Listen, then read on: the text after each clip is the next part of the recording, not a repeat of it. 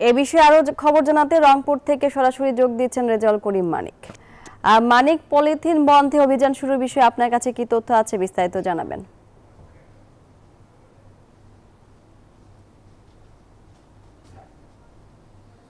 মনি, ধন্যবাদ আপনাকে। আসলে আজকে 1 অক্টোবর থেকে সুপার শপগুলোতে পলিথিনের যে নিষিদ্ধ করা হয়েছে তার কোনো কার্যকর পদক্ষেপ আমরা জেলা প্রশাসনে দেখতে পারিনি।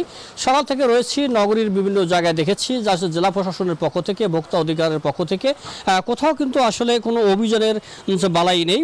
সুপার শপগুলোতে কিন্তু চলছে আগের মতোই পলিথিন। কারণ হচ্ছে যে যেহেতু পলিথিনের বিকল্প হিসেবে এখনও বাজারে কোনো কিছু নাই, এই কারণে কিন্তু তারা কিন্তু অন্য কোনো ব্যাগ ব্যবহার করতে পারছে না।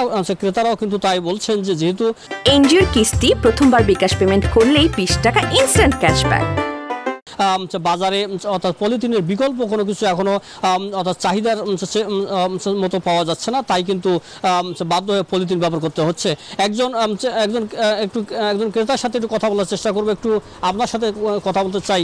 আপনারা জানেন যে আজকে থেকে এই অর্থাৎ সারা দেশের সুপার শপগুলোতে পলিথিন ব্যাগ নিষিদ্ধ। তো পলিথিনের ব্যবহার বিষয়ে একটু আপনি আমাদেরকে সংক্ষিপ্ত করে বলবেন। পলিথিনের বিষয়টা তো আমরা এর আগে দেখছিলাম যে এর আগে 4 দলীয় সরকারের আমলে বন্ধ ছিল, এরপর আবার এটা চালু হয়ে যায়।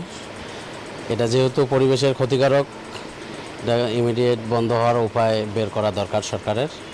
আমরা চাই এটা বন্ধ হোক এবং বিকল্প কোনো কিছু বের হোক। ধন্যবাদ। শুনছিলেন একজন ক্রেতার বক্তব্য, তিনি বলছেন তিনিও চান অর্থাৎ পলিথিন বন্ধ হোক। তাহলে এই ছিল আমার কাছে রংপুর থেকে সর্বশেষ মনি।